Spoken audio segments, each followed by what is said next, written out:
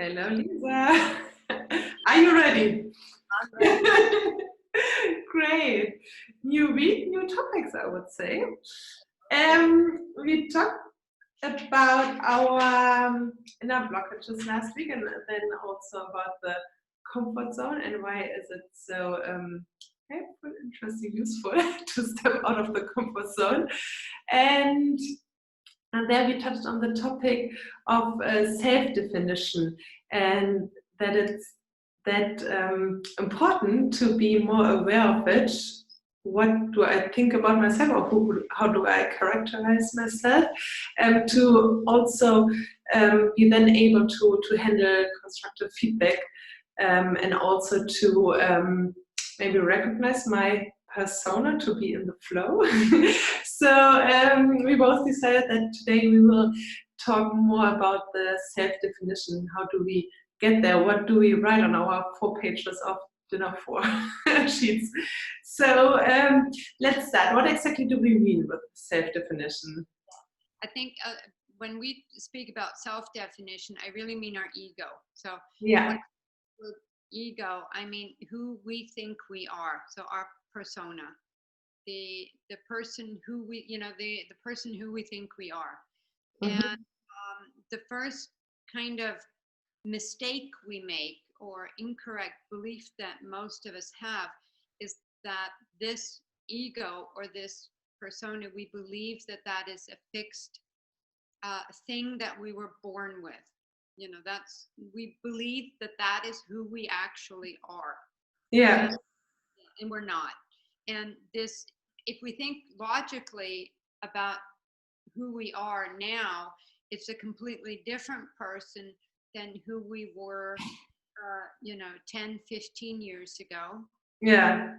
The context was completely different. So we had different thoughts.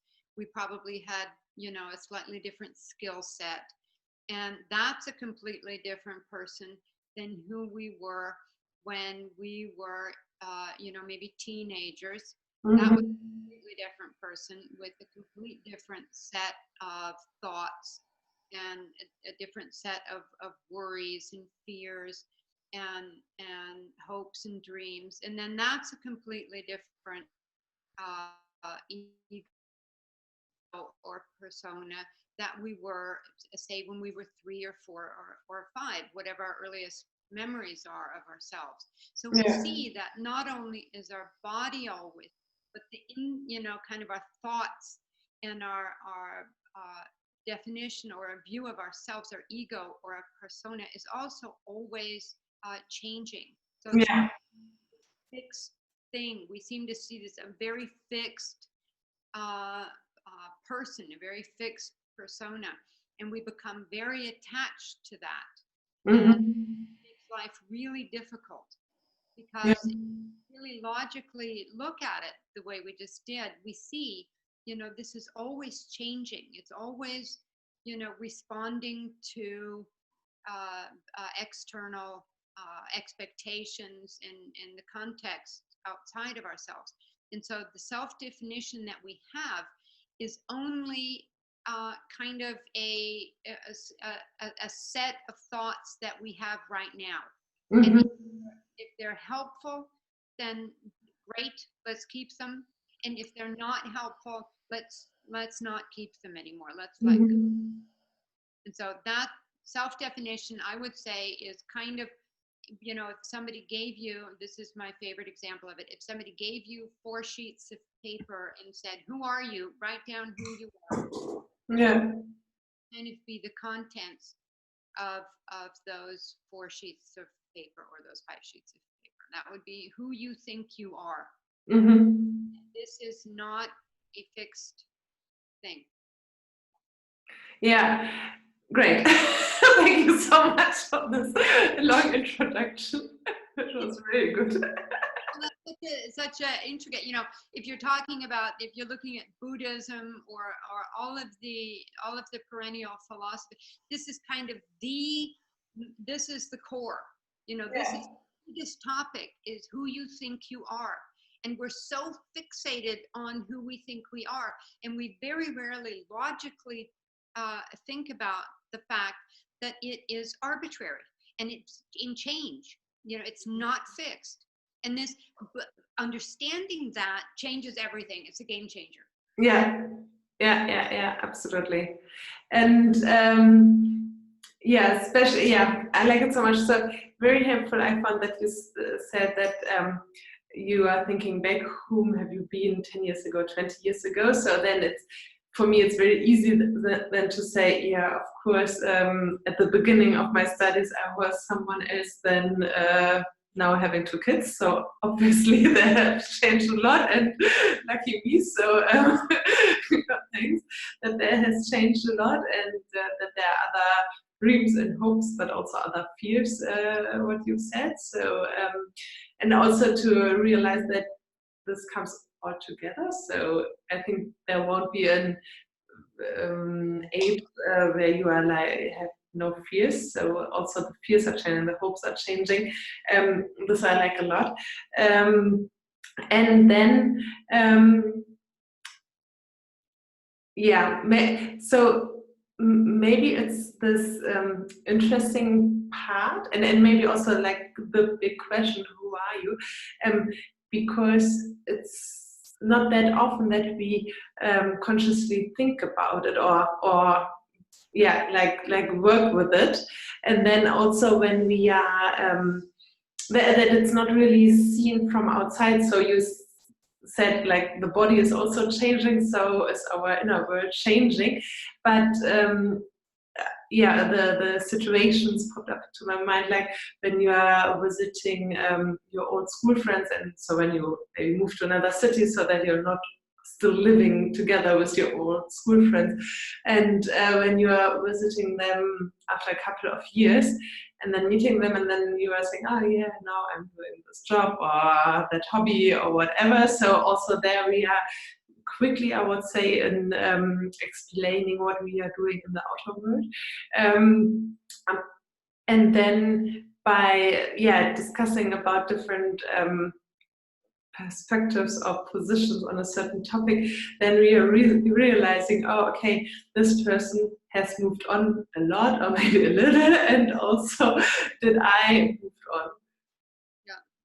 Yeah, we change much more than we think we do. Yeah. We tend to see we see ourselves as a very fixed position, and if we really take the time to look at that definition, we'll see, well, my goodness, it has changed so much over the years, and the definition itself is kind of arbitrary, or it's just it's always kind of in response to my context, perhaps. So, but it's not this fixed thing, and seeing really understanding who I am, my ego or my persona as being in flow, in change, makes it much easier for me to move out of the comfort zone, because I'm much less likely to fall into some kind of defensive behavior. Because generally what will happen is when we move out of the comfort zone, something will happen that challenges one of the things that we maybe have written down on, that we have in our self-definition. Yeah. Is perhaps that I do everything perfectly. And because I didn't, and so I get all defensive about that. My defense mechanisms come up and I close down. And this closing down is very uncomfortable. Everybody knows what it feels like when you've closed down. It's very contracting. It's it ends all learning cycle. We really go into this shutdown. And that if we believe that this self-definition is kind of a fixed, static, stable thing, it's very easy for us to go into that shutdown, to have those defense mechanisms come up when the definition is challenged.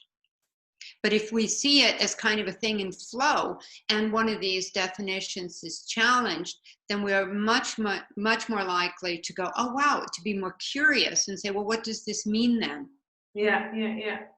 How maybe can I change my definition? How can I expand the definition that I had of myself? you know, more of myself. And then I'm much more open to the learning cycle. I'm much less defensive. You know, if we can keep defensive mechanisms down, we can keep that openness there, and the ability to, you know, to move into vulnerability. Yeah, absolutely. Learning cycle so much, you know, more effective, and it makes life so much more fun. Yeah, absolutely more fun. Yeah, and also what you said, instead of behaving yes, so you said that defensive behavior, this is what we should keep down. And I would say that it's much more easier to react less defensive when we are conscious about it, that yes, it is something which has to do with myself because it is part of my persona, but just because it is right now part of my persona, it does not have to stick with me. So I can let go this part of me also when I personally maybe don't like it or don't see it as helpful. And so even this is then also this kind of mirror which I like so much. So then I realized, or it could be that thanks to the feedback, I'm realizing, oh yes, this is a part of me which is not helpful and which I don't need any longer. Or a part of me that I've just simply never looked at, you know, never accepted, never wanted. And every aspect of us can sometimes be helpful and sometimes not. You know, it's allowing that and allowing this expansion is so wonderful. And like you just said, I think that's so wonderful, that any part of my persona, it doesn't have to be here forever. You know, I don't have to, you know, live that aspect of myself. Yeah, but anyway, there exist these people who stick to their persona quite consistently, I would say, and sometimes I would say this could also be a source of conflicts when there's like a person which is like relatively regularly adapting, and another person very constant in their set of everything. That also when you then meet again, that you don't each other know about what has changed or what hasn't changed, and then suddenly you're like touching each other, or like aneinanderstoßen, where you didn't expect it, where it's kind of new. Yeah, and what's kind of crazy is that our as a culture, we tend to praise stability and consistency, and you always know what you're going to get from this person, and we seem to find that to be positive, and that's a good thing. And you know, the downside of it is that we never grow. You know, we tend growth processes are much slower, or let's not call it a growth process, but an expansion, you know, process that tends to then not be seen so positively. Although, you know, from our standpoint here, it's like any kind of expansion of your persona is good. You know, is opening yourself up to new aspects, and you notice yourself, is this expansion helpful here, or is it not helpful, and I can respond accordingly.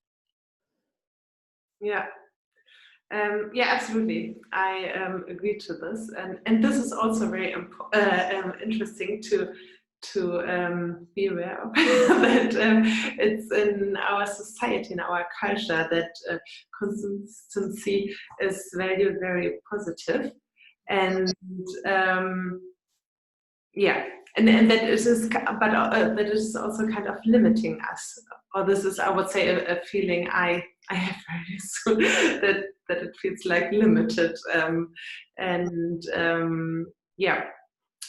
So when I've now written, or want to write down the 4 pages, the 4 sheets, I'm starting with, I am, and then is there anything to like consider, or would you say start with I'm a woman or a man and this age and living here and there and working this and that? Or is it just like free writing, do whatever comes up to your mind? I would do a free writing, because anything that people write down, those are the things that you yourself value, that you focus on, at least, things Yeah. that you, or things that you don't Yeah. want.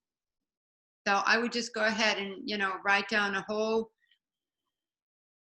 novel. Who I am, who am I, how do I see myself, or how do I believe the world sees me? And then I can try it out. Does this feel good? Is this helpful? And it's not truth. Anything that we write down on this definition, it's not truth. It's simply the way we see ourselves right now. And this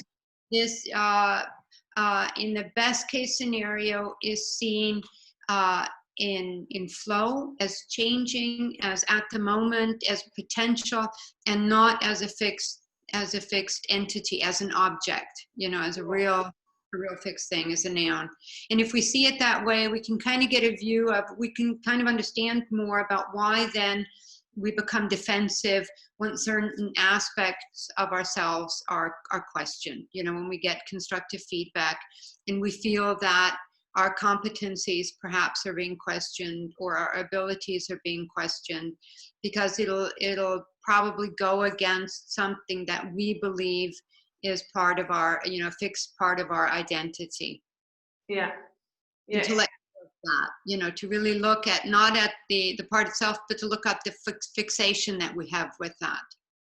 Yeah. And realize that this is not, a fixed part of your identity. It's not.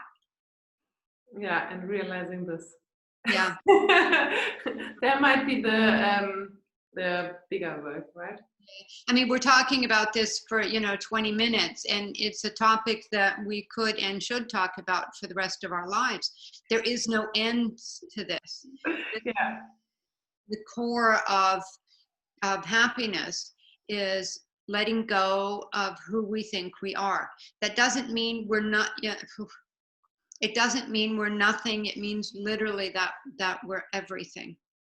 It up to all the potential that we have closed ourselves to. All the potential that our form is open to, and to really see that as our identity.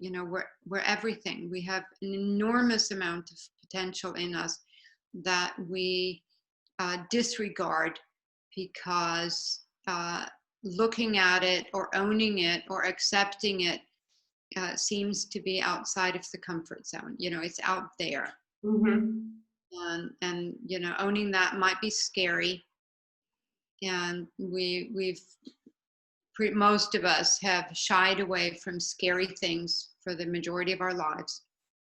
Yeah. And so we fixate on this very small definition, safe. And then we get very defensive when this definition is questioned, even if it's not, if we feel it's being questioned. Yeah. And then we are no longer able to enter into a constructive feedback loop, so that we can grow in our skill sets to really be positive, and to have fulfilling work atmospheres in relationships. It's we're always in a need for change and for adjustment, and if we're in a positive feedback loop, then it's very easy for us to go with the flow of life. And if we're defensive of our self-definition of who we think we are, then we're not in flow. Yeah. Flow. And if we're not in flow, that means other things are flowing, but we are not. Yeah, that's true. And then we are missing the chances of the life. And we're missing a lot of fun, and a lot of time defending things that don't even exist. Yeah, that's true. I could talk for hours with you about this. But let's stick to our format that we want to have the talks between 20 to 30 minutes so that also other people are listening to us. But yes, it's opening a huge topic or maybe just summarizing a huge one. You can see it both ways. To this, we'll come back to the Yeah, we will come back to it. Yeah. Yeah. Yeah, anyhow, that's for sure. We will guarantee we will come back to this. Let's quickly summarize what we've talked about. So we started with what to do when you are doing a self-definition. So answering the question, who are you?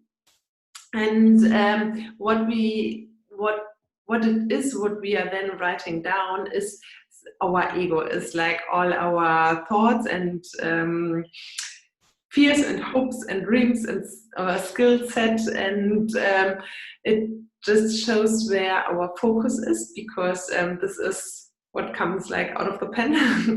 And the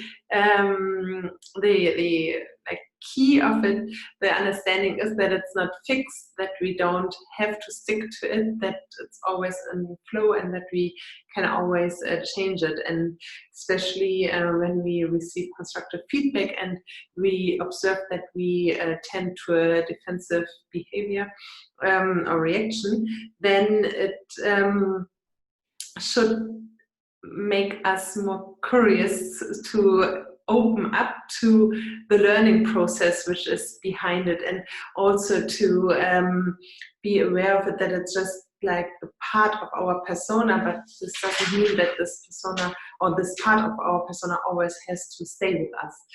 And so we and why it is that we may feel different when we are very growth oriented, is that our culture very positively values consistency, and yeah, this limits extension, which is so worthy. Yes, and yeah, and so at the end we talked about that who we are is like the core of happiness, especially in the part of letting go what's not longer helpful for you. Okay. Right. Thank you so much, Lisa. It's always wonderful to talk to you. Bye bye. Bye bye. Thank you.